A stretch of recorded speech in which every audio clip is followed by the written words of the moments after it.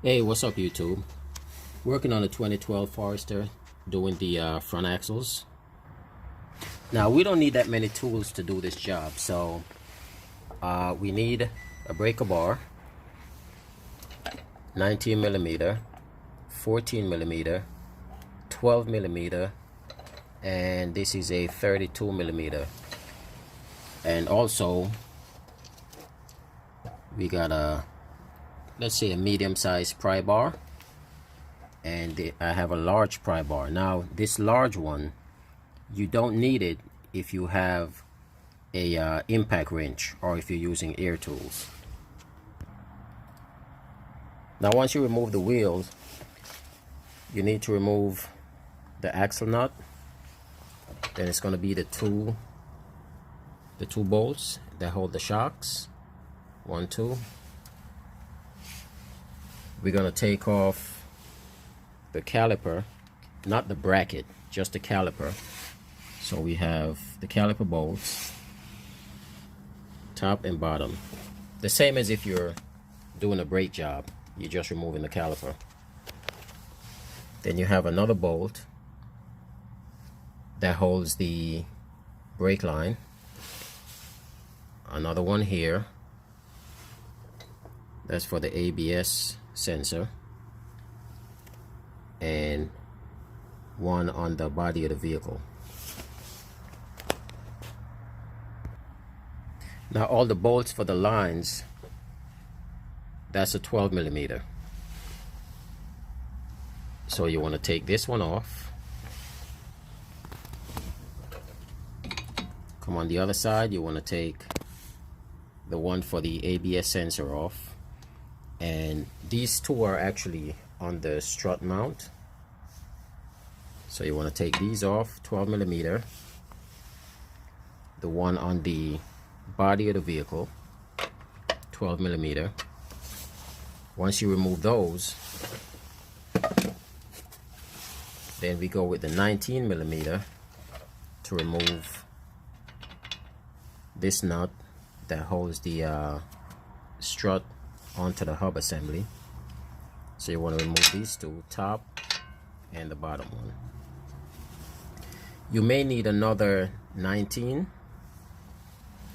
just to hold the back so it doesn't spin while you're taking this out.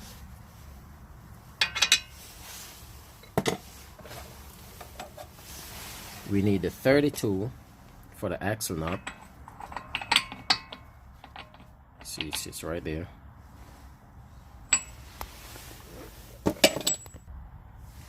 And then we need the 14 millimeter for the caliper. There you go. Now if you have an impact wrench, you could just use your 32 millimeter, crack this bolt loose. But before you do that, you're gonna see right here, it's a little indent in the axle. And when you put when the axle nut is put on, you use a punch to knock it into that little recess. That helps to prevent it from backing off in case that nut get loose. So you just want to get a punch or a screwdriver, put it in there, bang it out, and you want to straighten it. I'll show you guys what that looks like once it's straight. So I just happen to have a punch and chisel set, so I went with the smallest one. I used the punch to get in there, open up the gap. Then I use the chisel, use a hammer, bang on this end, get it in, get it straight, and you just want to get this little outer diameter to be as round as possible, so when you back this off, none of the edges gets caught on the axle shaft. Now the reason I say you may need a long pry bar is if you don't have a, let's say, a impact wrench, you could use the pry bar after you jack the vehicle up, of course. Raise the front up, secure it on jack stands. I left my jack under it just as a added precaution. Now once you jack it up, you could wedge your pry bar like so, have it touching the ground, and once you start backing this nut out, if you're using regular breaker bar hand tool, it's gonna turn the rotor counterclockwise. The same direction you're taking off the bolt, it's gonna turn the rotor that way. So to prevent that, if you wedge a long pry bar in there, once it goes around and it touches, and this stud touches the pry bar, just the friction between the stud, the pry bar, and this other stud, it prevents the whole thing from rotating. I've gotten away with not even using the pry bar, just crack it loose. They're not really on that tight, but just check your torque specs though when you're gonna put it back on to make sure you got the correct torque. But that's only if you don't have, like I said, one of those, a breaker bar. And if you have power tools, which most of us do, well, a lot of us do, then you could just go ahead and use your power tool to break this loose. Okay, so now I got everything off. I took the lines off. The caliper, I removed that. The bracket is still on, but just the caliper is off. I have my famous bungee cord that I use to hold my caliper whenever I'm doing brakes, so I have it secured on that, hanging from the strut. You don't have to touch the top of the strut, that's fine. Just the two bottom bolts, that's it. So once you take all the lines off, I put the bolts back in just so I don't lose them. I have a magnet tray, but I just thread them in maybe 5 turns. You can see one here, the other right here, and the one for the brake line. I just thread that one back in, so all those are in. Lines are hanging, enough length. Now back to this axle nut. I already backed it out, but what I wanted to mention also is you could actually, if you're using hand tools, you could actually get that little lip straight like I explained earlier, so it doesn't get caught up when it's backing out. And you could do all that while the vehicle is still on the ground, and on the rim, on the wheel itself, there you go, there's a center cap. You could pop that out. I guess you could use a little screwdriver to pop it out, and once you pop that out, then it leaves a hole where you're gonna see this nut showing, and then you could use the breaker bar to break it loose, and it would look something like that when the wheel is on and you pop that center cap off. You see the nut there, you straighten that little lip, and then you stick your 32mm in there and break it loose while the vehicle is still sitting on the ground.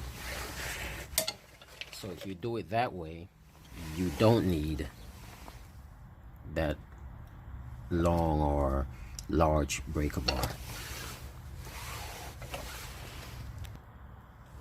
Well, pry bar, not breaker bar. Now once this nut is removed, the axle nut, I get a hammer,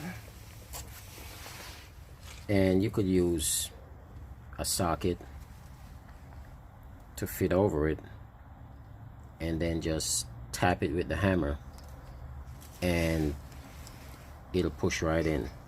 You're not going to whack on it, you just want to get it loose so you could push it in.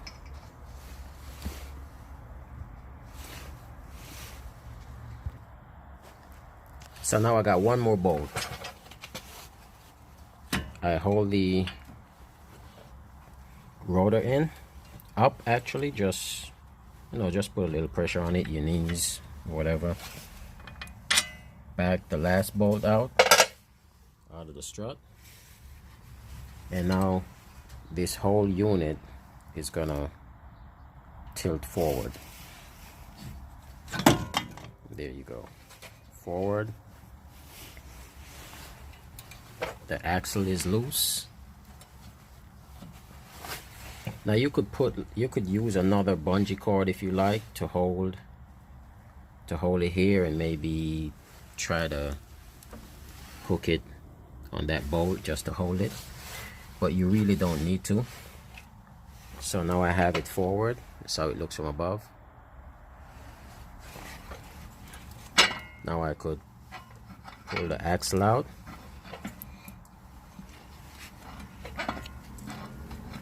and you're just pulling it out. You got to use both hands unless you're super strong. Pull it out.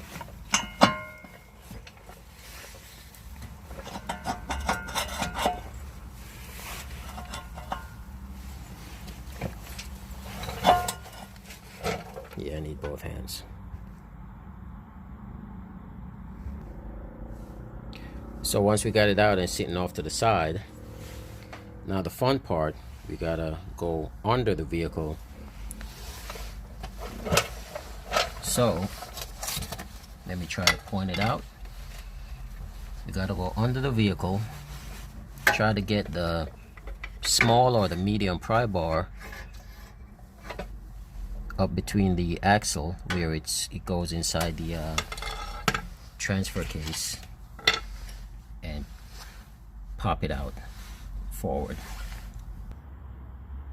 Now what you're trying to do now, we have to get the axle to pop out, so we're going away from the transmission. So you want to get either the pry bar, the small pry bar, or a large screwdriver. I would go with the pry bar, and you just want to wedge it between the axle and the transmission, and you want to pry it outwards. But before you do that, what I do, I try to get just a thin piece of wood, and I put it right where the back of the pry bar is gonna be bracing against. So I fit it up in there behind it so I could pry it out and not damage the tranny case. Okay, so this is how I have mine set up. I just put the wood in the back of the pry bar, because the tip of the pry bar is going to be pushing that way, so the back area is going to be going in. So the wood is just to give me a little extra cushion, basically, to do that without damaging the aluminum. So here we go, and it popped right out. The axle, see, pop right out, and the wood is in the back of it protecting it. So once that's out,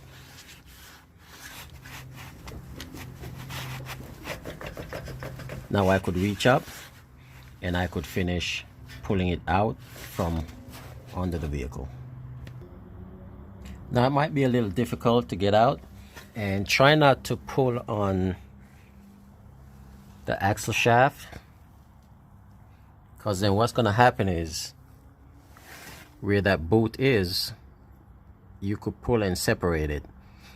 So when you're pulling on the axle shaft itself, you're actually only pulling on the boot. That's not strong enough to get it out sometimes.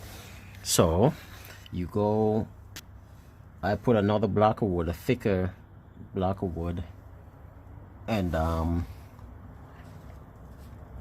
you can see I wedge my pry bar back up in there, and you just do that and tap on the handle of the pry bar so you could pop the axle out.